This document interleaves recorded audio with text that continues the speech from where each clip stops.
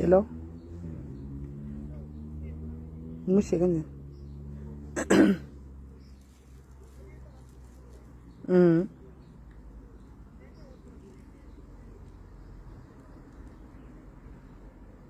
Right, I see.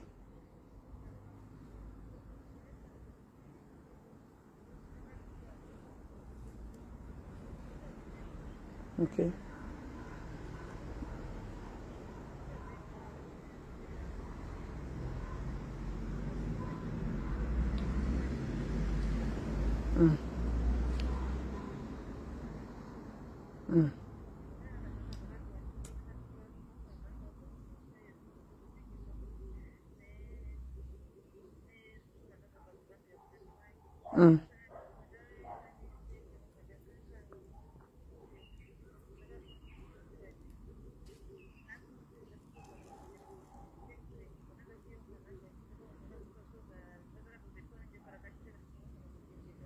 Shanga zviri.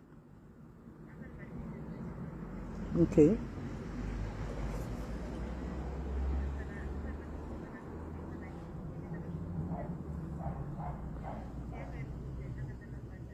Sambu havasi kuzviziva.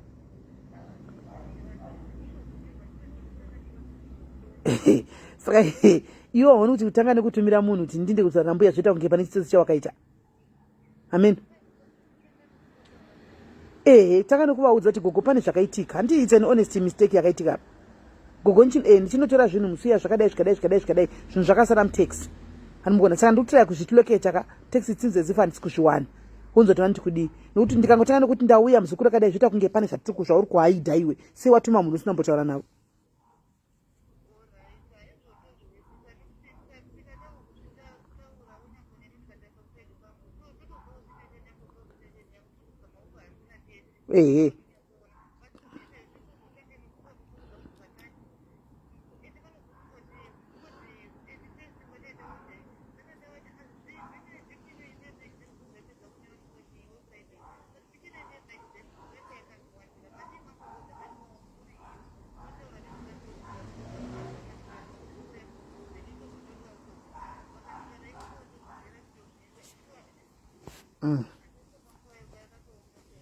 No problem.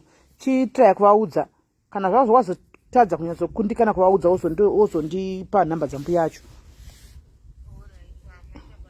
Alright, bo. Hello guys. The idea was for you not to hear munhu andikutaura naye because angofona ndatove palive panapa. Angofona ndave palive. Saka ndanichimbotaura naye. Anditika maswera seiko guys. Happy Sunday, happy blessed Sunday guys. I hope makomborerwa. I hope you are okay. Muri kudzimba kwamuri koko guys. I think this is the time for you guys to be safe. Antika kana chiita kuti uchinzwa moyo wako chitaura kuti it's a Sunday, don't go to church. Please do not go. Antika kanzwa moyo wako chitoti usaenda kuchurch gara kumba, don't go because a lot of things are happening. Antika a lot of things are happening out there. Antika iko zvinezvi right now patave guys ari kukuruma inzeve ndewenyu and tinonzwa zvakawanda zviri kubuda nevanhu vari mudhuze mukati momo vemuno. Anditi ukanzwa moyo uchitaura kuti usaenda kuchechi gara kumba zvikuru sei vari kuSouth Africa antika nevari kuBotswana. But zvisinei handisiri indauya nemessage yandatumigwa kuti ndikupei. Handiti padiaries pane vanhu vakasiyana guys. Antika tine vaprofita, tine maprofetsi, tine masvikiro, tine dzin'anga, tine vanorotswa, tine vakawanda. Asi ndinogara kutaura kuti advice inovaka yaunoona ichikuvakira iwewe tora. zvaunoona zvisingakuitiri iwewe siya. Maigani ndiri kutsvagai mundibate kuseri. Anomaona zvaunoona zvichikuitira iwewe tora zvisingaiti siya. Haisi advice yese. Zvizvi zvoda kutopera sani ndatomboningira naye Mwari. Ngauye nepower bank. Power bank yakatoningira ino chispika changa ndakonekta ichi kuti muwe message. Ngauye nepower bank netambo yacho yechispika ichi acharge apa. Ndagara panze guys. Ndosasina kuburitsa face ndigera hangu panze pamushana ndasina botega ndikutevedze mushana. Anomaona hadzisi advice dzamunofa kungotora guys dzinobuda chero kwatiri isusu vacho imwe advice ndinoti aiwa apa vari kurasika antimaona usaitore tora inokuvaka isingakuvaki uisiye. Saka regai ndikuplayerei network yamazuva ano kana nekutoona kuti zviri kufamba sei apa tiri vangani handisi kuona ibudisi manhamba amwe zviri kufamba sei right. Regai ndikuplayerei audio iyi muteerere moteereresa handiti.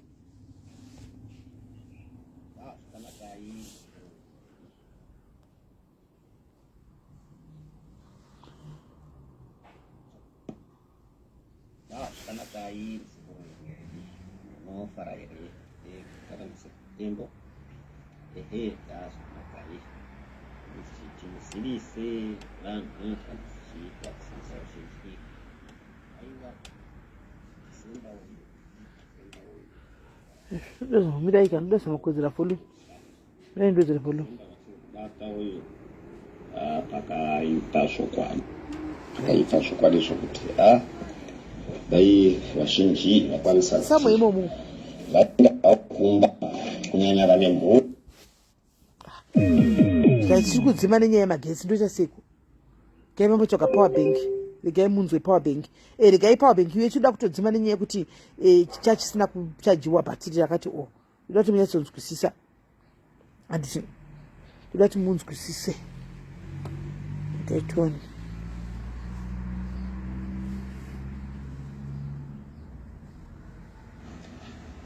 Zvakanakai musikuru wemeli munofara here mutara masekuru tembo. Zvakanakai ndichiti musirise vanhu kana zvichiita kusirisa ruzhinji rwenyika kuti aiwa Disemba uyu ndaratidzwa zviro zvakaoma zvikurusa. Disemba watiri kubata uyu pakaipa zvokwadi zvokuti dai vazhinji vakwanisa kuti tadziri zvikuramba chingodai aiwa. Leona, I understand but teerera zvikutaurika first. Handika teerera zvikutaurika toziva idi kuti tine pfungwa dzedu dzakawanda wanda tine tine zvakawanda but timboteerera message uyu iwe uzoonawo wega. Handiti kuti haufa nevideo mawana here power bank. Ndikani kuplay yangu nefoni yacho ndodi why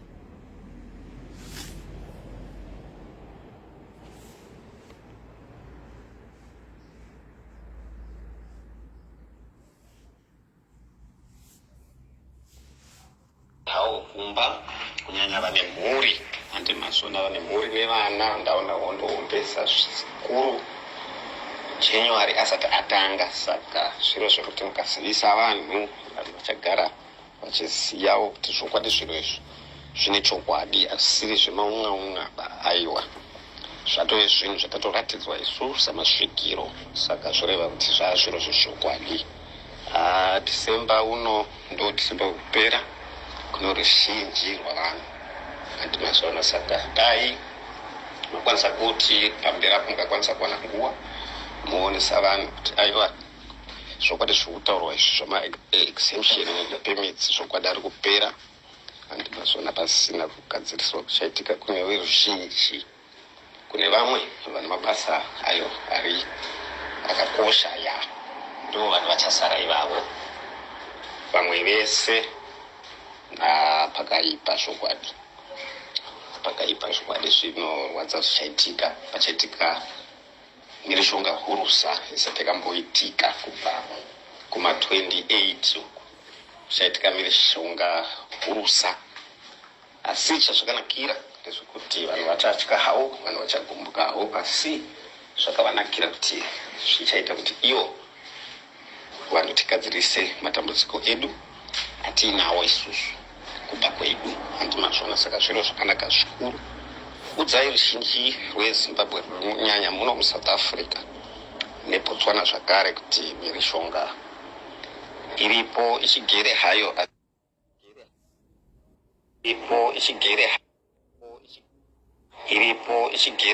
asi iripo iri kusvika aira December asati asvika shaye ndaona champupuri chikuru chikukura andinazvona kubva Durban kusvikira Port Elizabeth kusvikira Cape Town kwose. Saka vanhu ngavagadzirire, vanhu ngavaziviswe kuti vanhu vagare vachiziva, nekuti vanhu vari kuzviona mumanewspaper nemafacebook imomo, asi vanhu vari kuzvitora sedambe vachifungisa kuti ndo zvemazuva ese, asi izvi zvakonfirmiwa chero.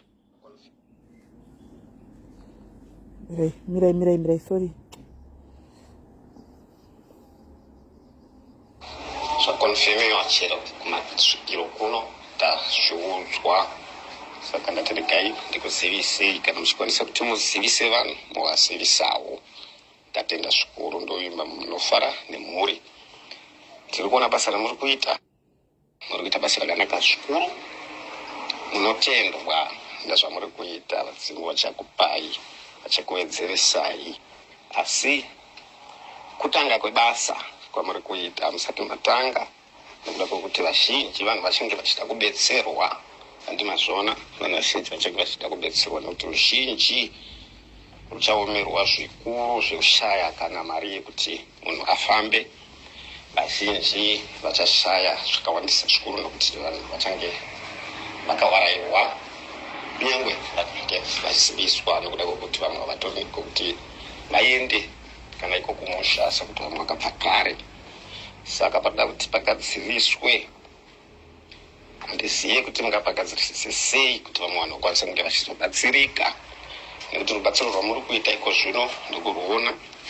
Zvose zvamuri kuita izvo zviri kuratidza kuti mune simba gurusa rekuti mukwanise kuti mubatsire vana veZimbabwe vakawanda zvikuru vari kuchema kwose kwose. Kuti apa ndandiri kuDurban last week iro, vari kuchema zvikuru samaZimbabwe ari koko. Ndakabudisa musodzi zvikuru sa ndichitenderera ndichisangana navanhu vakawanda zvikuru avo vaiuya.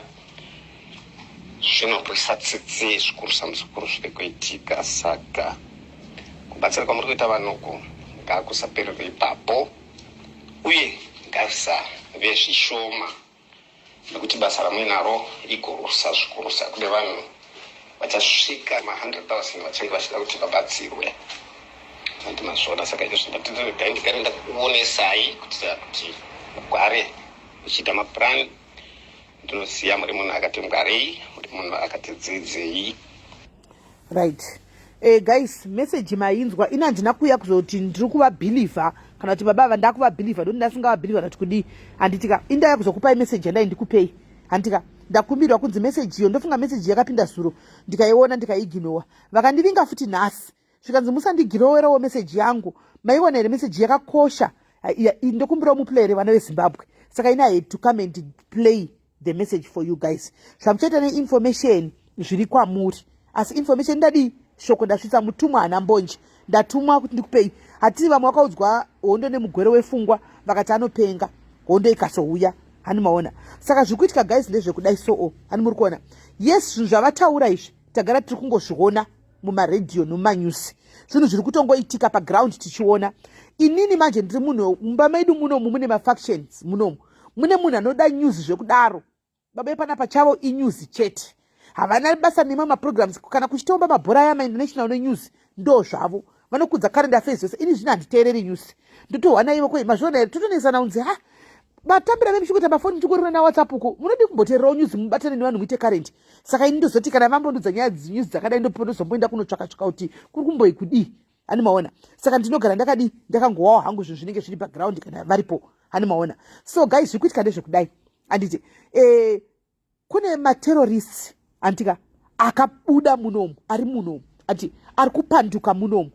So far sati zvave 100% kuzikama kuti ndivo here ava vakabatwa vamwe vakabatwa vachibuda nepaResotho apa, kana kuti ndeimwe pati yemuno umu iri kupanduka, vanhu vemuno vari kupanduka vari kupandukirana kana kuti ndemamwe marudziwo ari kupandukirana sezvazikanwa handimaona asi zvichazikanwa pane zviri kuita vanhu ava they are targeting machechi they are targeting mabhawa zvokuti mukatesa kazhinjiko zvinotesai mabhawa vanhu vakaenda kuenda kumatavheni vava shoma vanhu vakaenda kuita chi vari kuenda kumatavheni uko nenyaya yekuti kuri kutagetwa vanhu vari kuurayiwa mumatageti zvokudaro mumatavheni ako zvokudaro andimaona people nezuro chaichaiye I was reading it ndachiona ANC news 403 or something andi kune vanhu vainzi vanga vari 4 vakagara panze vachidziya moto avanga vari 6 vachidziya moto vakagara panze andi pangobuda vanhu from somewhere vakasvitwa vese pane one akaenda kuchipatara umwe chasiri kuziva kunzi kuseri kwestreet yawani pawanikwa vanhu ava vakafa 4 vanga vari pamoto apa pavashutigwa apa kune umwe ari kunzi similar case so havasi kuziva kuti uyu munhu maybe munhu uyu akasangana nevanhu ava achibva kuita mhosva iye kusvita vanhu ava ndobva vaona kuti asangana nemunhu bva vangomupedzisa vanhu vatori pamission guys vanhu vatori pamission yekuita zvinhu izvi animaona vanhu vatori pamission yekuuraya tisingazivi kuti ni vanhu vakagumburuka here nezvekutanga kwakati vadhudhula kuti hatichaziva pasati pava nechokwadi ipapo ati muri kuona saka ini chiripo ndechekuti mazimbabweans muri tiri vanhu vamwe chete handi panguva dzakadai ngatimbomirai kushora handiti ngatimbomirai kushora ngatimbomirai kudii handiti ngatingoudzanai ngatigarei takagadzirira chete be vigilant mukufamba umu gara wakatarisisa pauri kufamba napo kana mapinda mumakombi mumasikana handitika imbomirai kutaurisa foni kana zvichiita sikana wapinda mutexas uchiisa public transport imbodzima foni yako uise foni muhomwe kana waburuka wolaita foni yako nokuti guys vanhu vemuno kwavari kuuraya munhu zvakafanira kuuraya huku handi muri kunzwa zvakafanira kuuraya huku saka unogona kudaira foni wonzwa kwashona kune mumwe munhu akutongowe atove nehatred yakahotspotwa neuyu dhudhuzilo zvokutodaro zvokuti anotongoti akanzwa dhudhuzilo achitaura kuti ukangosangana neforina chete rakatoipa forina riri kudai akatotora hotspot yaya yeruvengo zvokuti akatonzwa kushora shona anogona ngokuparadza animaona anogona ngozviparadza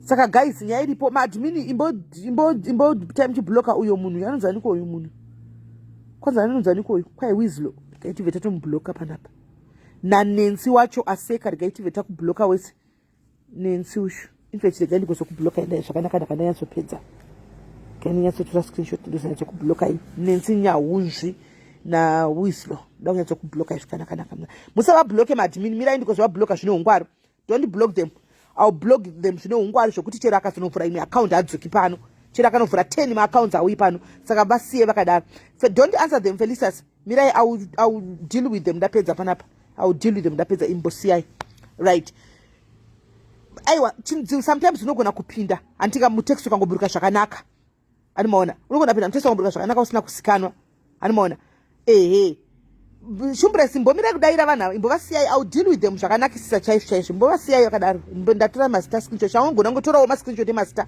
vari 2 avo ndoda kudhila navo tapedza panapa I'll deal with them zvakanakisa so that vasaone munhu akashata futi vangogara vachingosangana nevakanaka everyday masitetum saka da kudhila navo right saka guys nyaya iripo be careful mukufamba vana bhudhi vedu hanzvadzi dzedu handitika hanzvadzi dzedu vana vhudzi vedu kana muchinge iko zvino tozati mabhawa munomafarira handitika munomafarira mabhawa zvekudaro munofarira kuinda kuchamba maspika but kwaiko zvino tachikumbirawo hanzvadzi dzedu because hatisi kuda kuruzai handitika tachikumbira kuti mumbomira handitika kuenda kumabhawa kana zvichiita imbodarikai muchitenga doro renyu munomwira kudzimba torai doro renyu munomwira kudzimba imbomirai kupinda mabhawa hanti I'm very sorry to say this but guys inguva tine vanhu vanotifollowa panapa handitika vanotifollowa panapa vanopinda chichidzema postori nedzemasiyoni handitika maghost acho panichabhloka nemaoriginal accounts avo ndisati ati misavabhlokere pano because handizogonguta zvanoda kuita ndichapedza ndobva ndabhloka nemaoriginal accounts avo nevachavhura futi havadzoki pano saka siyai zvakadaro animaona saka vanopinda chichidze pasi pemuti dzemapostori mukutozikanwa mukutotagetwa pane meseji iri kuwhatsapp uko handitika yandogona kuverengerai pano ndinayo meseji iyoyo iri kutenderera kuwhatsapp uko ani mazvona ndakatombopawo vari kumawhatsapp mawhatsapp group edu takavapawo andi mazvona saka ndiri kuda kuti iri poshane yekuti ukabloka udzoki chiro kavhura mamwe makaunts 100 haudzoki hani mazviona. So ndakavapawo please vepasi pemuti vapostora handiziva kuti mungaita sei, but imi munotozikanwa vanhu makapfeka magemenzi enyu aya kuti muri vekuzimbabwe, muri vekune dzimwe nyika, hamunoti apa munombopa avoida sei, handimaona, because kwamunotoendera kutosikaunta vanhu vemuno havapindiri machechi pasi pemuti. Saka you are at a very high risk yekuti munoshutwa, muri pa very high risk yekuti munogona kungoatakwa makarivara, handimaona. Saka handiziva kuti moita sei ipapo. Be very careful, be very very careful, because zvinotozikanwa. Pane message yekutotaura kuti hanzi tichapinda mumachechi evanhu vanoti emaforeign aya, handimaona, tichapinda machechi emaforeign, tichapinda pai, tichapinda mamall, tichapinda mese pavanoshanda. Saka please guys, garai makagadzirira. Kana mwoyo wako uchida kukudza kuti enda kumusha, handika, your heart is your best prophet. Kana mwoyo wako uchidza kuti enda kumba, handika, gara wabaya kuteni, rongedza zvinhu zvako ubaye kumba, handiti hakuna munhu anosika munhu panguva ino kuti wakadzokera kuZimbabwe zvafamba sei. Ini ndikataura mwoyo wangu uchienda kumba guys, ndotoita plan, ndotorova pasi, ndochokwadi, ndotorota plan, ndotorova pasi, handiti maybe Mwari vane chinangwa chekuti zvinhu izvi zviitike, chekuti vanhu vadzingwe vachinzi ndai pasati paita hondo. Pamwe Mwari vakuda kuti zvinhu zvinonaka kuZimbabwe. Saka imi muti kana patakagara munomu achanovhota ndiani? Saka probably Mwari vanenge tidzingwe kunoku zvichazoita meaning pana 2023 apa, ndipo zvichazoita meaning next year kuti makabva uko mukauya neuwandu hwenyu mukavhota, hanti nyika yenyu yakutanga kunaka. Ona iyi Zambia guys, Zambia mari yavo yakutoenzana nerandi kana kudarika randi, ani mazviona, mari yavo inogona kuva yatodarika randi pakusimba. But pazvaitika zvichitanga kuitika taitoseka kuti Zambia kwakambotengwa chingwa nemari, chingwa chanotengwa nemari yanga yakazara chibhegi guys, mozviziva imi, chakazara chibhegi. Saka ndo muri kuti bhazi riya rama takambounza paya mukaritsvinyira makurisiwaka project yebhazi yakadarika, takambounza bhazi panapa tikati guys, kwanai nhamba yevaroda kuenda, chikwanai nhamba yebhazi, nyoresai murove pasi. Bhazi rikarambira nevanhu 25 vanhu kuramba tatiindi kumusha, tikasera neproject yebhazi yakatodarika. Saka iko zvino munhu nemunhu akutozvionera kuenda kumba, handi mazviona. Saka ngationei kuti kana zvichiita, kana mwoyo wako wati inda kumba guys, muno umu mukaumu honai zviri kuitika. Mwari kwaiko zvino is not making sense, but muchazomeka sendoka ichikudza kuti kushanda kwaMwari hakuna munhu anokunzwisisa, but zvichazokuitira sense kumberi uko, zvichatiitira sense pamberi apo tinenge takutozoona kuti okay ndosaka zvakadai paya, anomaona, because izvaifanwa kuti zvidai. Honai zviri kuitika kuna Dhudhula uko, vari kupandikirana pachavo. Mukomana akatanga nefaya yekuti vanhu ava ngavadzingwe ngavabve pano, handiti iye zvino apanduka akuti isusu maforeigners tinotomada, mabrothers. People nhasi nezuro they were demonstrating, timu rake iroro vanhu vake vavo vangu vachidemonstrata kuti uri mutengesi, vachiimba kuti uri mutengesiwe, wakatengesa, takawirirana, ndo panotanga inonzi.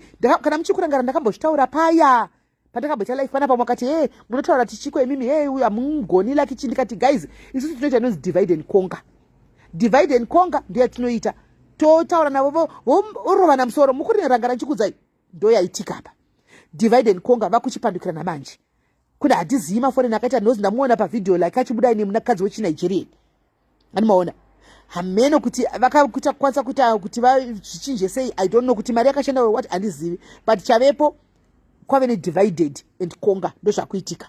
Saka vanhu manje timu rake vakanga vakavhurira bato ava manje vakugurunguna vakupopota, ndokutotanga kwefaya ikoko, ndokutotanga kwefaya ikoko.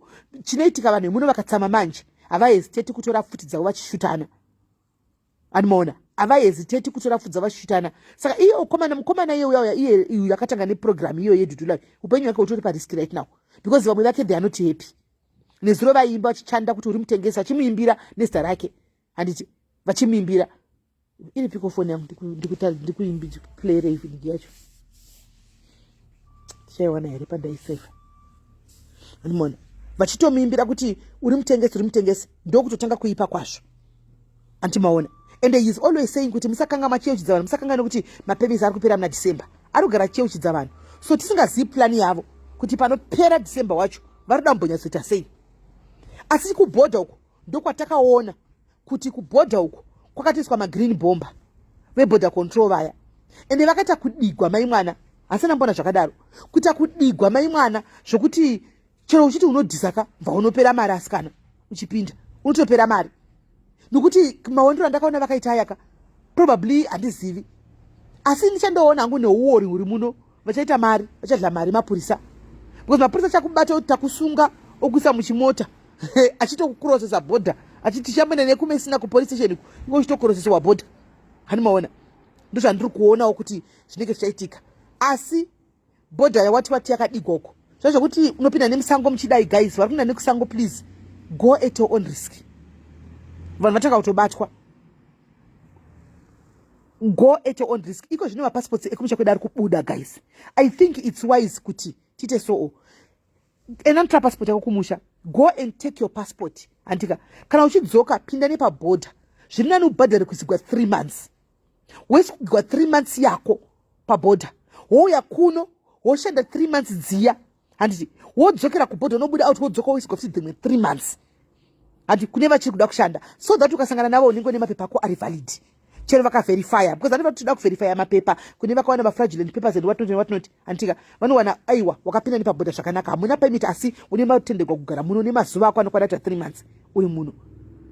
Saka go and have your passports. Guys, passport kuita 120 days, $120, but ichibuda within a week, and then munotora passport wodzoka uchisama 3 months ako pabhodha. Anotida ishe mapurisa akusina mapurisa, ndofunga kaona uchidigwa control, border control, and they trust me vanhu vakadigwa vakawanda vatashoma 3500 vaiva the first 6 months vachanga vachita basa sebasa nemazvo, because vanenge vada kuimpresa minister, vachaita basa sebasa, vanozotanga kudawo kudlawo mari after maybe kunana 6 months uko.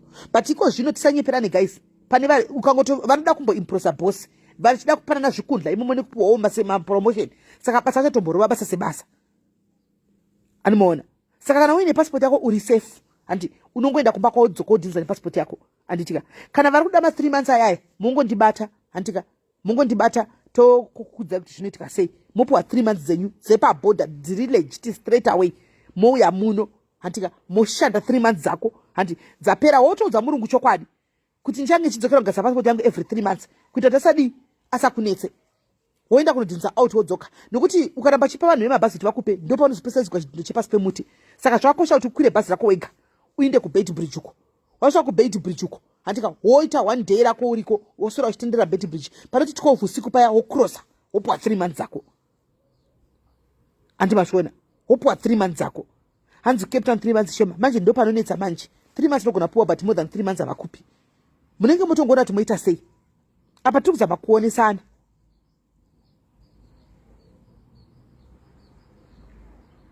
animaona tiri kuzama kuonesana, animazviona. So handei kumusha kwedu tinovhota, let's go and vote. Truly speaking guys, we are tired neZANU-PF. Inangu asida kureva vanhu ndataura rakazvimirira, animaona inangu I am tired. Wona izvi kuitika kuti vanhu vakuita kunge vasina kukwana, takuita kunge sina kukwana muno munyika, takuita kunge tisina kukwanya, hanzi 3 months for the whole year kupela. Not for the whole year. Aiwa guys, musanyeperane, munoda kunyeperana mucomment section umu. Ini ndiri kukudzai kuti huyai mutibate tikuitirei, mukutsara zvokunyeperana mucomment section umu. Tikudzai kuti huyai tikudzei kuti munoenda kupi kunani modii, imukudzana kuti 3 months for the whole year. 3 months dzikapera wopuwa dzimwe 3 months, uchidaro dzikapera wopuwa dzimwe 3 months. Animaona naro ndo dzinokanganisa imbo, teeraiwo mozobvunza zvakanaka kuti sei, tokuudzai kuti moita sei. Anditi ma old passport aniswa mastamp, anoiswa mastamp. Guys, iko zvino zvina basa tine mapepa tauna, everybody we are not safe tese, we are not safe tese, we are not safe. Hazvina basa tine mapepa kana tauna mapepa. Problem yedu mazimba toda kuziva zvese, tinoziva zvese. Kana ukaoma chitendozivawo apa imboteererawo, ini ndiri kuti ma 3 months anoiswa, hani mukona ma 3 months anoiswa. Mbomira zvekudzana kuti gore rese kana kuti gore rese kudi inotoiswa, utopinda mukati unodhindikwa chidhindo yeswa ari kumberi kwakoko ndochaona unopiwa 3 months dzako, as long as une stamp yekubhodha hapana ndanharo newe, hapana ndanharo newe. We are tired guys, hakuna whether ndine mapepa tina mapepa, we are not safe all of us, because hatisi kuziva kuti vanhu havanofungei, hatisi kuziva kuti vanhu havanofungei. Hanzi maaslam handizive pamaaslam, I don't know anything, and ndikuti zvandisingazivi kwandisina kuswera pama aslam. I'm not sure about zvema aslam izvi kuti zvaufa zviri kufamba sei, handizivi, handikuti nyema, asi ndikuti nyema passport kuti musanetseke. Kana une passport yako unouya uchishanda uchida kundinza uchidzoka uchida kundinza uchishanda uchitochovha ndima, Animaona. Uchocho vanhu kana wanga uchiva kwachipesa kuvaka. Animaona. Saka ndizvo zvandiri kutaura. Hanzi changwa tinotusha some days. Exactly what I'm saying. Felicitas, exactly what I'm trying to tell people. Wamuita naroti kwanzi 3 months pagore. Indiri kuvaudza. Animaona. Ma-overstayer, manema passport aka-overstayer, guys. This is the time gadzisai mapassport enyu. Kana uchida kugadzisirwa futi passport yacho, uyaundibati. Animaona. Kana waka-overstayer, kana uchi une ban. Handiti, chigadzisai mapassport enyu iko zvino kosi passport iya yakosha manje. Yazokosha passport iya. Nokuti kubhodha uko kwakatejera kupinda nekumasango akuchapindiki zvokumhanya. Chigadzisai mabhana ayaya nema-overstay aya. Andimazviona. Chigadzirisai. Kana unazvo usingaziko kuti ndogona tuka zvinhu zvemushikishiki uchida zvinhu zviri straightforward, you come to me and I will help you do it. Hanzi na Pauline 300. Pauline, zvinotaura izvi zvinozvanepi? Musanyepere vanhu comment section. Musanyepere vanhu. Ndekupi kuneswa 100 rand 3 1 month 100 rand 3 ndekupi koko? Ndekupi? Hanoona. So andizivi guys. Ndozvadaida kuti tionesane nekutaura naizvozvo because munhu vamusina kunaka. Saka vane mhuri vaya vane vana please. Chirega kumirira December. Chirega kumirira December vane vana vaya. Musachamirira December. Kana zvaita mune baba nevana namai nevana munomu. Baba chitungamidzai muri kumba. Mai ngavachitakura vana vachifanoenda kumba nemidziyo. Imoziteera muri moga. Mukasara muri 1 zviri right. Anomaona. Sarai muri 1. Chikwidzai mai nevana vainde kumba. Baba musare muri 1. Kana mama muri single mother mama vaya nevana venyu kuno you did very well kugara nevana vako pauri ndo panga pane vana vako but panguva yaiko zvino andi muri kunzwa torai vana vadzokere kumba make a plan yekuti vana vaende kumba chitai kuti plan number dzangu dziri pa front ye page mungaenda pa page rimweni pa front page number dzangu dziripo ipapo animaona chitai kuti vana vaende kumba imi musare kuita kuti kana muchikwanisa kutakurisa masofa nokuti guys wakashanda uchigara muno remember manhinga ya mapayment akapiwa 2010 vanhu vagara muno 12 years vanhu vakatenga maproperties avo muno handiti vakatenga maproperties ukatenga masofa ako ukatenga mazifiriji ako anti ukatenga mazimbedha ako nemazichi iko zvino chivhara chirepa zvinhu zvako antika rep your things isa pabhasi don't omera nemari pay zvako zvinde kumba zvakanaka andika zvinhu zvako zvifambe zvakanaka okay handizivi maybe kusiyanawo kwenzvimbo handiziviwo maybe kubhodha handiziviwo kana waenda wega probably handizivi but imi hamusi kuenda muri kutumira handizoziviwo vane mafees avo vanenge vachizotaurawo ivo vehome affairs vacho vane mafees avo avanotaurawo handimaona saka guys hanzi mumenda rini ini ndogona kuenda anytime odd zvokuti mapepa zvaatofanana muno zvatofanana anytime ndogona ngoenda kumba truly speaking chokwadi chakanaka anytime ndogona ngofuma ndiri guys mukundonaka ndachinja environment ndava kuZimbabwe handichimaona saka ndokwanda kutogara kunoko ndogona kutodii ndogona kutodaro because pana pakatofanana aiwa anotidaisha kana une permit ka haubhadhari juti remotikari zvina iwe kana une permit haubhadhari juti remotikari ukuenda nemotikari yako kana kuti dziri 2 vanobvumira 2 maximum yemotikari 2 take your cars home now you don't pay anything you don't pay anything amona you don't pay anything chidi hanzi murume musiyana ndusiyawo ga ko ndingafira izvo kuti kai murume naiwe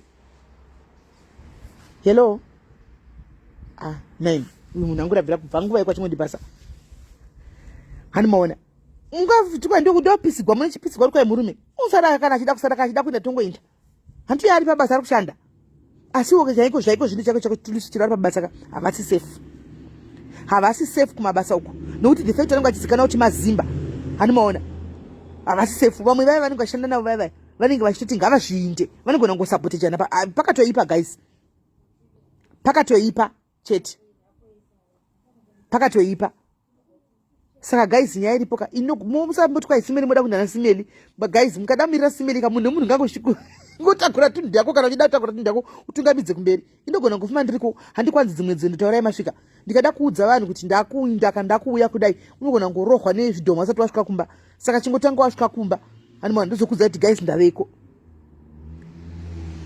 handimaona saka nezanu pf tatambura vedu we zvinokuzanu kwacho futi tikuona kuti Mwari vanenge vakuda kupindirawo nokuti ndaona kwaitwa futi divide and conquer.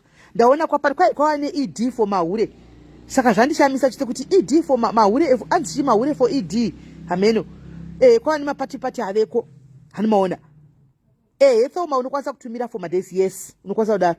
Kwava nepati inonzi mahure for ED, koita pati inonzi kwai chimbare for ED, ndizvo soka for kwai chi hameno, mapostori for ED hameno handimazviona. So ava vice president vari kudhimanda 5 years dzavo dzavakapromisana hanimaona, vakapromisana kuti ini kana ndichinge ndapinda pachigaro ndichatonga 5 years ndobva ndabuda ndobva wapinda wewo wotonga 5 years dzako. Saka timu yekwavice president yakudhimanda 5 years dzayo ifusisu takuti 5 years dzei nokuti apa mamushanda mose makakoniwa kupa mazano kumumwe wenyu kuti no zvinhu zviri kutoondomoka wese and itai wakadai kuti mugopanana masimba zvakanaka. Saka tikuti hazvichaiti kuti mupanane masimba, handiti tikuti hazviiti siwa neZimbabwe. Masimba ngaamboendawo kumwe hanimaona, imbopaiwo CCC masimba, imbopaiwo weyelo masimba, timboona kuti zvinofambawo sei hanimaona, timboona kuti zvinoita sei.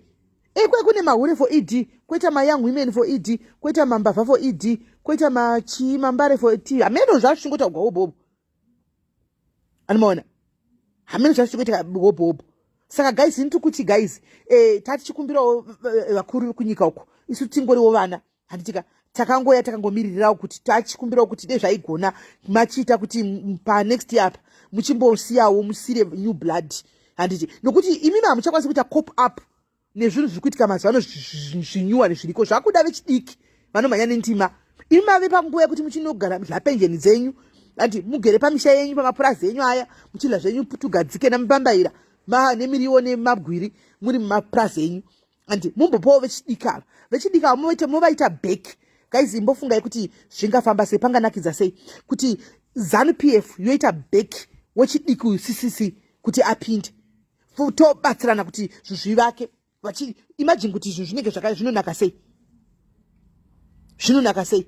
Saka tachikumbira vanhu veZANU PF dai mambotiita kuti mumbomira pasaidi, nokuti truly speaking chero mukachanda mukabuda chigurokuro muchiti kwai pamberi neZANU tiri kungotambura zvakafanana. ZANU has failed everybody. Tiri kungotamba nhamo tose, hapana siri kutamba nhamo. Saka toda ngotiga tangodzana chokwadi whether mazopfeka yenyu matishesi aya mukati kuti kana mukanditunga comment section, but chokwadi mukuchiziva kana utori muSA shut up, because kutosabura uchiya kunoku tikutongodzingwa tese handitika kumba kuzvinhu zvakaoma. Mvura ichinda kwako haisari ichibuda iwe nekuti kwai uyiwe panext door yainda iwe yako yobuda, hakuna mvura for munhu wese, hakuna magetsi for munhu wese. Saka chokwadi chakanaka ngatingobatana tibude pachena skana, ngatingobatana tingomira pachokwadi. ZANU PF has failed us. Takuita kunge mapenzi, takubva vanhu vakubva muno machita kumanyiswa. Kwakatonzi izvo navice president ndoda kuvabatsira kuti vakurumidze vauye kumba. Shuwa mungati munobatsira vanhu vauye kuno kumba, vauye ndokunogara kumba. Kunei chekuti vanoita kuti vanofa nenzara?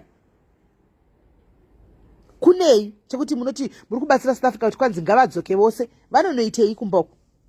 Apa kungoti mbavha dziwanda apa, kungona kuti mbavha dzinowanda, mahure awande, nokuti vanosvika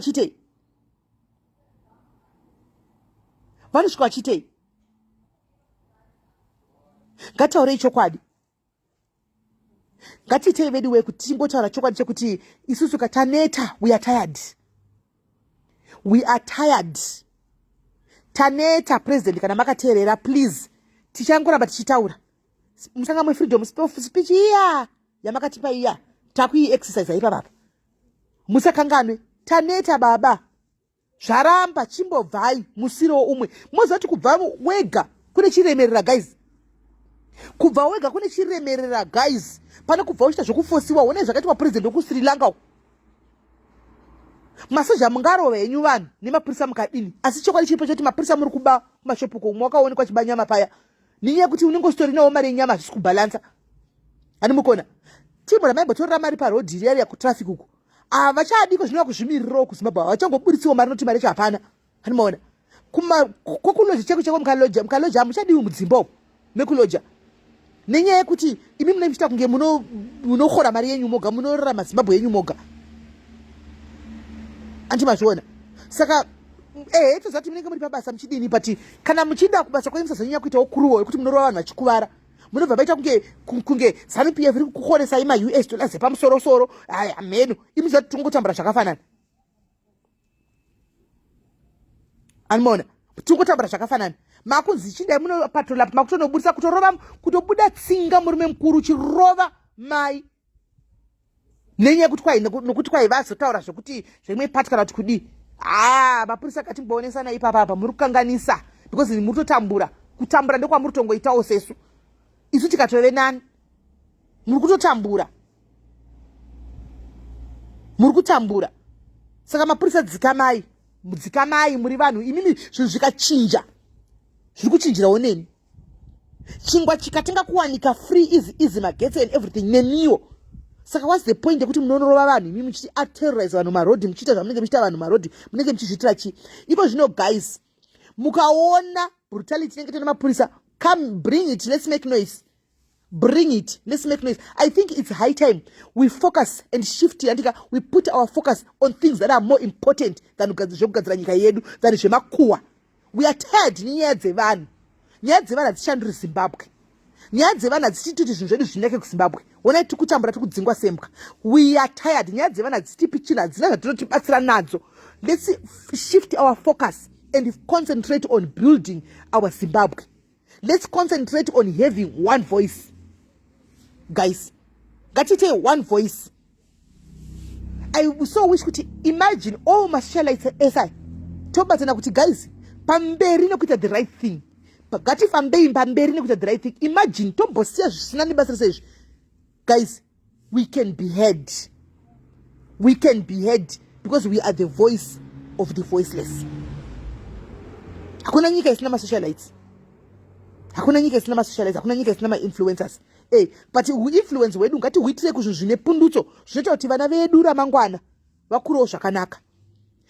Influence ngahuzviitirwe kuzvinhu zvokuti tinotiwo mangwana aiwa we did something. Tikunona gogo vari kumusha tinoona vachibuda kumarali vakakurosa mabhiriji vachienda kumarali vachitaura vachidi isusu vechidiki totema dzinobva ropa hatigoni kuita izvo zvitenge tagarira makuwa kuti ndizonzwa kuti Melly wazodanana ningi wazotana ningi wazobvapo wazodai mumba make mazodai. Guys, hazvitipi chingwa zvazviya guys, hazvitibatsiri kuchinja nyika zvazviya.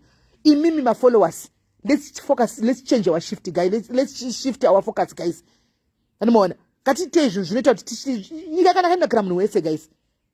Chingwa chikadzika chinodzikira munhu wese. Anomaona rodhi ikagadzirwa inogadzirirwa munhu wese. Anomaona ngatiitei zvinoita kuti tivake ramangwana revana vedu, zvinhu zvinake paZimbabwe apa. Kayai ma-influencers ese obuda. I like the courage yakatiwa namadhumbe dhaiza achitaura kuti ndakanzi wamira papi uyakunu nemapurisa, and she posted about it. That's what we are talking about. That's what we are talking about. Kuisa Job Sikala mujere kuya kuitira kuti vanyatsa kufixa zvako. Anditi kana chitonga unotonga nechitoro here yakomana mukanga maere kuti power unoita sei. Anomaona. Saka kwaiko zvino isusu we are not politicians, but we are just people who are fed, we are in between. Andika we are tiri pakati pekuti we are tired. Inga tamirirawo taneta. Tamirira taneta. Namo yatishura. Vanhu tiri kuita tuma yedu tinoshora kuti crime but tikafear guys. Even iwo mazimba nda crime ngatimbonya tikadaiso zvitsvagiriza tisingatarisi kuti zvakati tichidaiso chokwa chacho vamwe vanotuma kunoita crime nenyaya yekushaya zvokutoita imo muno chaiko nokuti peace job vakazara kumarobhoti. Munosizviona panoenda marobhoti paya hakuna peace job yacho. Hakuna peace job yachona. Umapesera kuti ndakumwita crime kuti ndodii ndine vana. Anomaona tine mukadzi akaba 1 kg rice guys. Do you think kuti imimi 1 kg rice yakasungwa right now? Can you imagine 1 kg rice ndo 30 rand apa akudigwa barely 1.5 mumwe wedu panapa 1 kg rice chakamutuma kudaro inamo. Masocialites tokumbirawo nyaya dzekumba kwemunhu hadzitipi chekuita dzine inesu guys. Makuwa haambofi akatipa anything ngati muupenyu wedu zvokuti ndizive kuti ndingazorarama seka. Guys, are you not tired of that?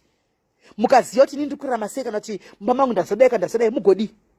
kana maziva mugodi zvigodi mukaziva muchaita sei information yacho hapana but mukaziva kuti let's go and register to vote and that information is very powerful tinoda kunochisa kuvhota zvine pazvinotura zvachatibatsirawo mangwana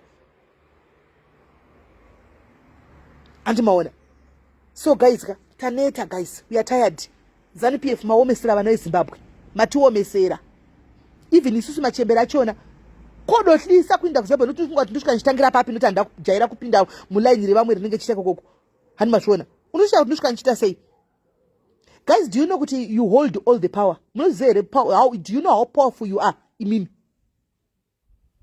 do you know how powerful you are guys imimi mese mombosiya zvokuti hanzi uyu ndimeli uyu ndilusi uyu ndilinda uyu ndiani tombonyatsota one voice one voice guys kutoita mutsindo wakaita sei kutoita mutsindo wakaita sei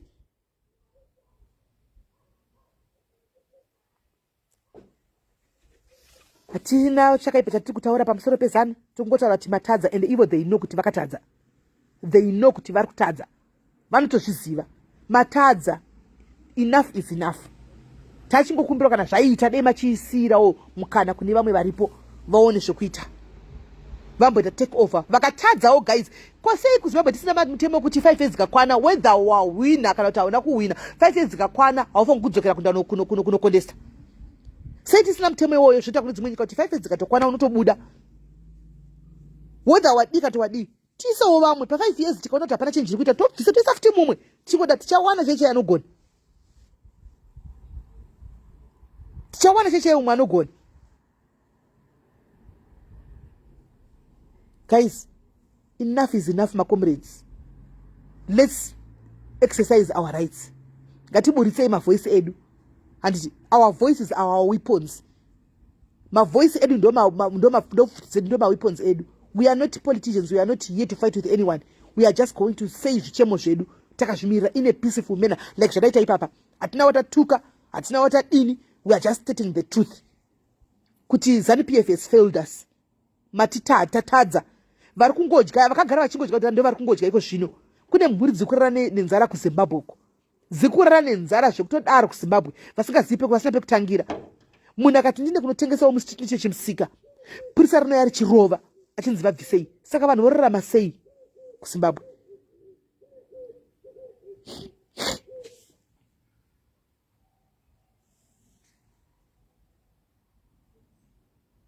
vana Precious Mulambo futseki fuck off vana Precious Mulambo mozivekwe imvai apa zvimajoki zvezanu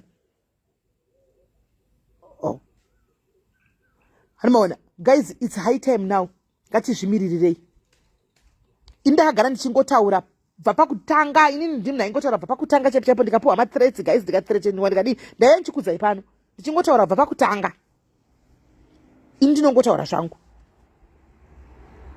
ngatimirei guys ngatingomirai panzvimbo I know kuti masocialites ari kuZimbabwe vanenge vachiti tinotya and things like that because tinopiwa freedom of speech handika but we are not allowed to exercise it and ndinova understand manhingikire kuZimbabwe masocialites kuZimbabwe I do understand them because ukada kuti utaure futi takanzi tapiwa freedom of speech but ukada kuti uiexercise animaona ukada kuti uiexercise unobva watorwa futi wopiwa futi mathreats saka tiri kutsikirirana nekudzvanyirirana tipeiwo mukana wekuti taure zvichemo zvekutinetsa tibvumidzeiwo kutaura zvatiri kuda sevana veZimbabwe hatisi maforena kunyika yekuZimbabwe isusu hatisi mambrandaya tiri masona ekuZimbabwe animaona tiri vanhu vekuZimbabwe makaranga primero toda tokublokera izvozvo nokuti hausi mwari unoizontaura tonanzi ye ndazodai goni animaona saka vedway hatibvumidzwi kutaura zvatenge taona kuti kwaita zvakadai titaura hatibvumidzwi kutaura we are not allowed to say tinonyemdzigwa mapowers totorerwa futi mapowers acho andimaona saka zvinotonetsa toita sei negovernment yedu ishi but please government do the right thing muno muSA muno vari kugadzira nyika yavo they are fixing their country ivo vana dhudhula zvinotibata hedu nokuti tisi maforeni achona tisinenge tiri matarget but mukadaizozvitarisisa guys they are right they are fixing their own country chodoita tiri isusu kunyika kwedu tichingona iko zvine Zimbabwe yedu yakutongwa nemaChina guys. Zimbabwe rakutongwa China pose pose kuita kunge kuta kudigwa munyika medu kuti vawe government. Are you telling us nai baba vamunanga kuti imimi pachenyu muZimbabwe hamunaona nemari zvokuti vanogona kumutsa makambani aya amuri kupa maChina akamutswa vanozo vakawana mabasa tikadzokera unoshanda iri? Hakuna iri. China rakadira muZimbabwe guys zvokuti to makambani ese how about empowering isusu vanhu vatema pasina undlire pasina ugreed variko vanhu vari nemari dzavo vari kugara nediaspora vari kuda kutoinvesta kuZimbabwe. Let them come and run vana Batashu company. Let them come and run vana Azim Alois. Let them come and run vana Kadoma Blankets.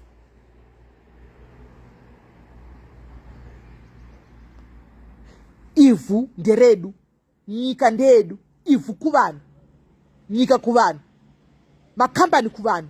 Kanjiti vanhu ndikureva vana veZimbabwe kwete maChina ari kuuya achitora nyika. maChina now manje tenge tave nemaChina parliament zvandiri kutoona manje kune kwava nemaChina parliament. South Africa iri kufaita kuti maforeigners mukutora mabasa edu. Isusu takagara munomu hatina mabasa hatina chinhu but maforeigners ari kuyachipinja. Why are we not doing the same kuZimbabwe?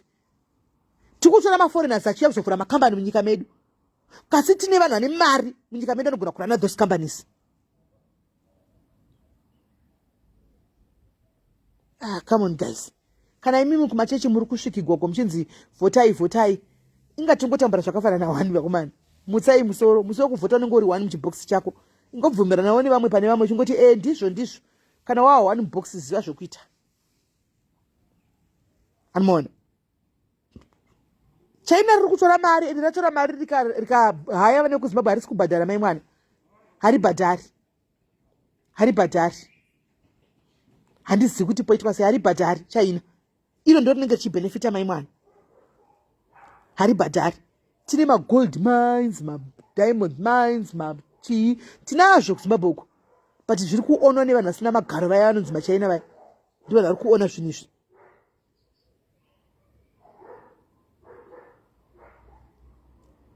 Kana vana veZimbabwe mukasangwara muchaita nhapwa munyika yenyu yeZimbabwe. Muchapedzera makudedzwa makwerekwere munyika yenyu. Muri muZimbabwe muchinzi makwerekwere nemaChina aya. If you are not careful. Muchapedzera makunzi makwerekwere nemaChina. Kana musina kungwara. maChina cho ari kunzi ari kuyaura iti ngavaise karodhi tione ngavaise kuti mvura iwanike vanhu vavhure matepu mvura. maChina cho iwayo ngavauye vaite kuti vagadzire mapambu vaite zvese mvura dzivhurwe and everything tione kuti zvechokwadi kwakauya mainvesta ari kuita izvi. Vari kuuya vachifunga matumbu avo nemari dzavo vanongouya chingomhanya kunotageta before what are they giving back to the community? Are they giving back to the community? Because munomu SA munomu matinogara munomu mune mamaini. That's why nchikuzati kunoko magetsi awanzotindira. Because isusu magetsi anotobhadharwa nemamaini. Vagari vanogara mutaundi inei vanotoziva kuti magetsi anobhadharwa nemamaini. Maini inotogona kupinda mudzimba ichitora vana vese vane vabereki vakashaika dzinobhadhara maschool fees evana ivavo. Anomaona maini inotoona kuti okay apa panzvimbo apa dzimba idzi dzakudapwa nyika idzi dzinovakira vanhu dzimba nyuwani. Makambani ari kutorwa nemaChina aya handi maChina ari kuitei? Are they giving back to the community? Vakambovakirawo ani Katangwena. Vana Shema ndo vari kuvakira Shema mwana weZimbabwe akafanana nemi ndiye ari kumira achivakira vana mbuya vakachembera kuZimbabwe imba nefoundation nevanhu vake mafollowers ake. Vana Titi Tilda nemafoundation avo ndo vanotomiridzika vakaona kuti pari kutambura vonopindira nemafoundation avo. Ko government what is it doing to people who are less privileged? What are they doing? What are they doing? Government iri kuitei? Chatikungoti government yabudawo nhasi kunze kwepoto dzatakona dzipuwa vanhu kuuzumba poto dziya nenyaya kuti mavhotsi kuti na right pega pane nherera achanga achikhorawo kupera kwemwedzi because hanti mari inopindwa kuZimbabwe iri. Handi mari inopindwa kuZimbabwe. Macases evana anorepiwa muZimbabwe but tinimo muZimbabwe varimo madzimai ari mumaparliament kuZimbabwe ko muri kuitei? Muri kuitei? Maparliament arimo madzimai vana anorepiwa every day. Mitoriro vana vanzwa kusvika gunga nemamitoriro nechichi. What is being done to prevent all that. Atina mboenda pari kuitwa macampaigns nana mai vachifambadzisa vana muchikoro kuti mitoriro yakazodii tisata zviona izvo because everything social media ndo pane kuitika zvese zvikaitika zvinotobuda pasocial media. Social media ndo ine zvese vana H-Metro they run to cover vanotokavha vobudisa toverenga kuH-Metro ndo basa rana Andrew iroro rekuti panhau hapana chiri kuitika. Chaunongoona chete vakadzi vemuparamendi ndechekuti vari kudla mari vari kuholiday nevarume vavo. Iwewe kana holiday kuenda kuBotswana chako chako nemhuri yako hauizivi, holiday kuenda pakariba chakumbonoendawo hamina kana uchine mvura kana kuenda kuchinoi caves chako chako hautokuzivi asi munyika mako tizotongoziva kuti madzimai avo nga achitungamira tingatigadsei pakati dai vana ava kuchikoro vakadai izvo zvakarema vakadai. Social media ndo yakubatsira vanhu guys, believe it or not. Munhu akaita problem ari kuya pasocial media.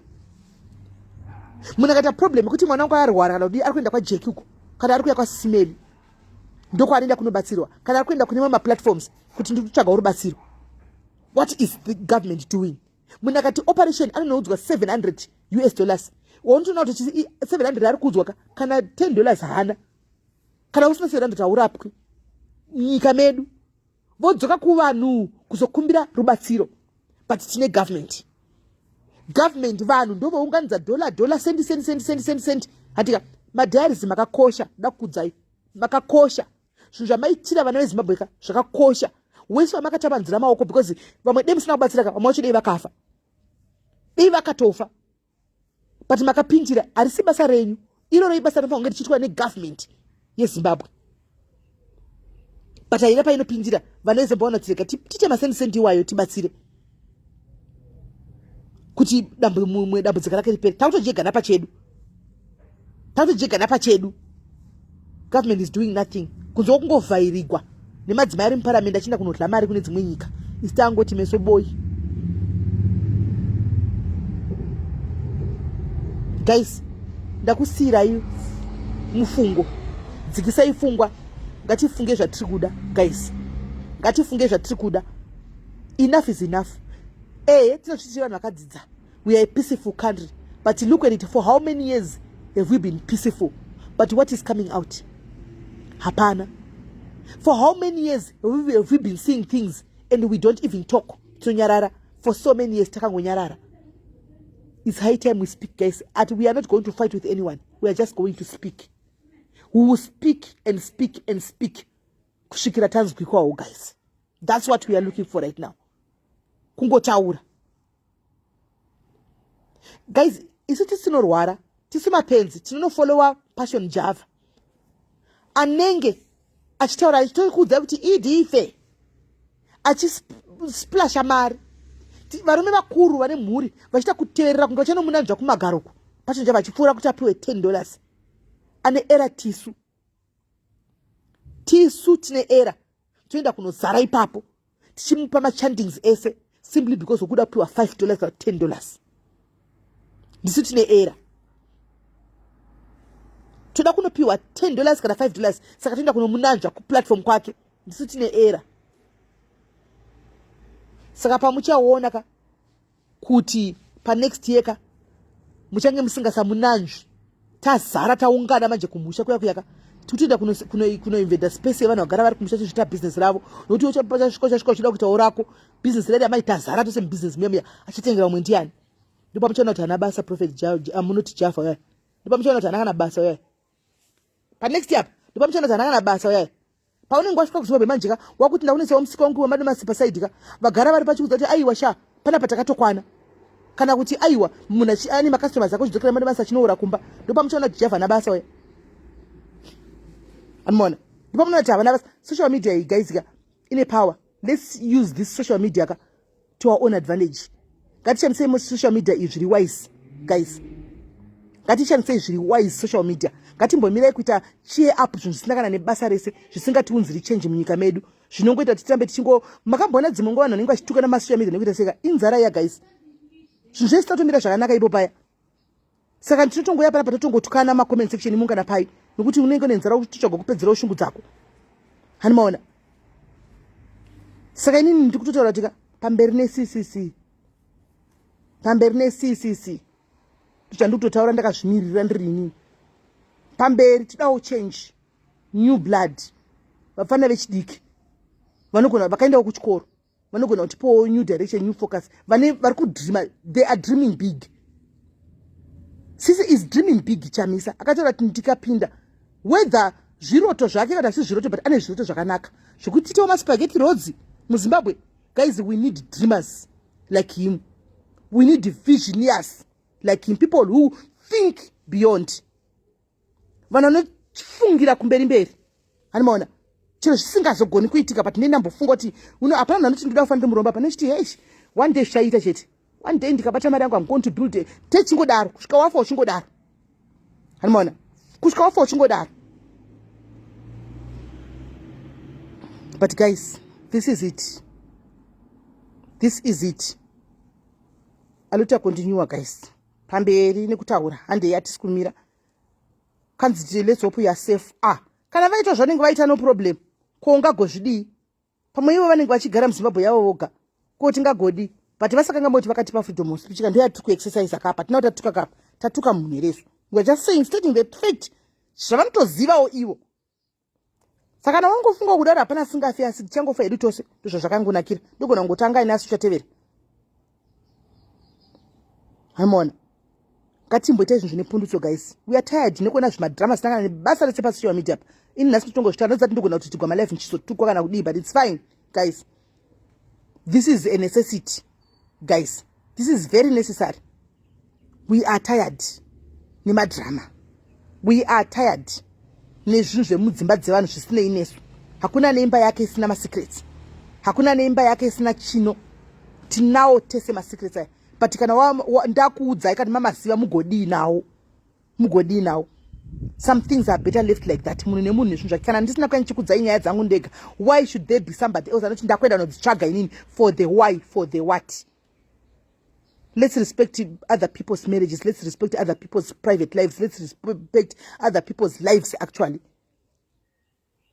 Hatinei nezvinhu zvekuti kwai ningazovatana ningi ningazodai ningazo. It's none of our business. Mbako vanopedzerana ikoko. Ngatimboitai zvenyika iyi. Ngatigadzisei nyika. Ndozvinhu zviri important right now. Izvo zvimwe izvo hazvina basa izvo. Zvinangana nebasa rese. Ngatitei zvenyika. Ngatitei zvenyika. Zambia iko zvinokwanyarira very peaceful. Mu South Africa munomba vashoma vanhu Zambia. Very few people in South Africa vakuto vakadzokera kunyika kwavo because vakashinga vakamira pamwe chete vagadzira nyika yavo. Let's do the same guys. Let's do the same. Ngatigadzisei nyika. Todawo mbavha nyuwani guys. Ndandizve. Todawo mbavha nyuwani. Kana uchidzi mbavha ngamboya ambobawo nyuwani timbona kuti mbavha inogona kuya iri mbavha ichiba asi chitoita progress asi chiba. Ndizvo tiri kuda isu. Anomaona. Taneta. Ngatimirei panzvimbo guys. Let's not wear blingards. Handiti. Ngatifambei nebhora ngatifokasei guys. Tikuda kuti nyika yedu inakeka. Simba riri muvanhu. Simba riri matiri. Tisi tine simba. Taneta. South Africa vari right 100% guys. Very right. Tingashora tikadii because we are tisu tikurewa maforeigners achona, but the fact is very 100% right. Vari kugadzira nyika yavo. They are fixing their own country. They are fixing their own country. Very right. It is exactly what we are supposed to be doing. Isusu kunogadzira nyika yedu. Kana mati tikunodzinga maforeigner ndizvozvo. Handi kunyika kwedu tine kodzero kunosvika kuti Chad nyika yedu mvonga wabude pashainai tore makambani kana une mari yacho nekuti vari kugadzira nyika yavo. Let's go into the same kwedu. 100 was the same. Taneta guys. Doma shokana ndauya nawo. Kuti garai mukufamba mugarai makagadzirira guys. Muno munyika maoma muno. Asi zvakaoma zvakadaro munyika muno tichidzokera kumba. Handiti kumba uku. Let's go and do the right thing. Ngatitenge kuramba takangonyarara. Ngatitaurei guys. Iko zvinezvi tasvika pakuti mukaona chero mupurisa guys ndipei. Mukamuona mupurisa nengaita zvimushikiki kana kudii. Uyai nadzo andodzitaura. Uyai nadzo ndidzivhondore. Uyai nadzo ndidzivhondore. Let's keep on exposing. Let's keep on talking about ndoti ndo zvinokanganisa nyika yedu. Handi vari papower. Handiti vari mupower vanhu vafanira kuchita zvinhu kwazvo. Handitika musauye muchiti vhairira nekukwira ndege muchienda kudzinga kundula mari vane zimbabwe vachitambura vane zimbabwe vachida kuenda kuchikoro. Handika masopa ari kuzimbabwe asina kana organization inopa mafuta ekuti vazore. Makambona zvakaita masopa ekuzimbabwe nezvakaita masopa emuno muti zvakasiyana? Makambozviona? Because they cannot afford masunscreen aya ekuzimbabwe. Havana vanomawana kupi? Ibasa regovernment iroro kuti varizive kuti apa pakadai vachivapa but azviite. Vanenge vane maronda vakakwatuka katuka wokuno ukatosangana netoti murungu ari kubva uko.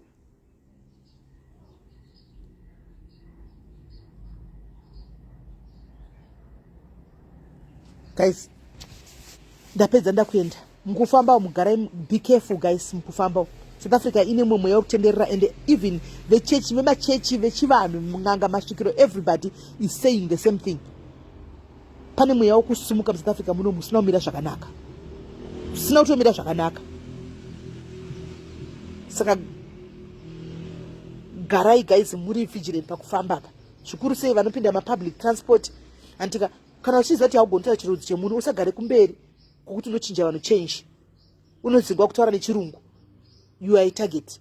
Gara kumasure uchiti zii uri kumasure, woburuka woenda kwaunoenda. Pfeka zvakanaka, ziva kufamba wakapfeka zvakanaka mutaundi, usatargetwe, because zviri kuitika ndikutokudzai mukuzvionera.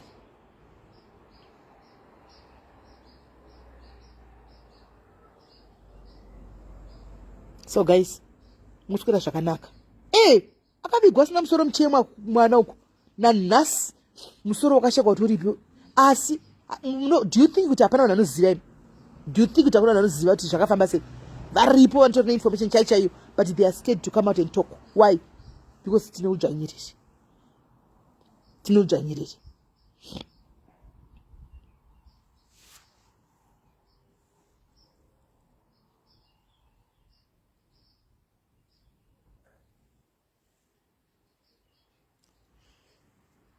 Zvakaoma. Saka guys, ndonyaya ndachititaurira netionesane kuti mugare makaziva. Saka nyaya dzemapassports, varikuda kutumira mapassport, ndakuudza kuti uchida rubatsiro rwako, ini handisiri handitomboende nepassport yako, ndingokurayira kune vanhu vandoziva vari kuita izvi vari authentic. Handi because hapana panoda kuti ufe wakawana zvisiri izvo. Ndamboya neinformation zvichida kuti ndikupa information irichi inokubatsira weiwe mangwana. Handiti akuudza zanende wako anzi kukomba churu chi amene shoko reishona anonzi kukomba churu something. Anomaona ari kuda kubvisirwa mabhana yaya. Iko zvino izvi kana usina mapepa asine passport wakabata passport yako kunoko uchimirira kuti December tsvaga mari kuti unogadzisa passport yako ine madays ako 3 months ufambe zvakanaka. Ufambe zvakanaka. Hanzi nyaya yalivhi yakatopera paida. ZvokuZimbabwe yakatobera. Nyaya yalivhi chaiyo, nyaya yalivhi yakatonyaragwa zi. Zvakatovarana guys. Zi zvakatovarana. Ndo nyika yedu iyoyo. Ndo nyika yedu iyoyo. Zvakatovharana. Pana kana action kana chihando, pana chatichanzwa. Zvakatopera so. Tungotaura semaZimbabweans pachedu, paufamily wedu, tikupanana mazano nekutaurana pachedu. Hanomaona nekuudzana. Imbomirai zvokutaurisa mateksi. Zi zvakoisa music, udzime phone yako play music kana kuplay music umbovhara makozi ese. Vachakufonera kana waburuka uchatitena makozi kana waburuka. Usadaire phone yako uri mukombi. Because hauzivi kuti wagara nedhimoni rakadii paside. Hauzivi vanhu vari moti ndivanani. Unogona kukuvarira mahara taxi momo. Kani mazviona. Kwanzi ve-human variko here namaitwa vanhu vacho vema-human rights neve-social services variko here. Tinavo here vanhu vacho. Makambona zvikoro zvekuZimbabwe chako zvikoro zveZimbabwe kuti vanhu kutodzidzisa cheko zvine musoro ndive vakavhura maprivate college aya. Magovernment schools aya. Nenyaya yekuti vakungodzidzisa zvinoenderana nemari dzavanokora. Ndo zvakuitika. Zvakaoma guys. Zvakaoma. But anyway, I just pray and hope kuti even baba vedu mukuru wenyika vaonewo life iyo ino. Vaonewo life ishi. Vaone kuti tachema dezvazvichigonawo vachimbobvawo pachigaro apa. vaone life inoishi. Vaone life kana zvaigona chandoziva chete vanoiona havo, vachaiona, kuiona vachaiona, ndo zvandoziva. Anomaona. Saka guys, ndakuinda ndati ndikupei message yenyu mainzwa, asi ndabva ndaya ndikatsigirawo nemaonero andiri kuitawo zvinhu zviri kuda kuitika. Anomaona. Ndabva ndatotika titsigire tionesane semaZimbabweans kuti tiri kumbonyanyoitei, focus yedu iri kuzvinhu zvipi, zvine basa reka kuti zvisina basa, zvinhu zvine basa reka kuti zvisina basa. Musora zvakanaka guys. Bless you.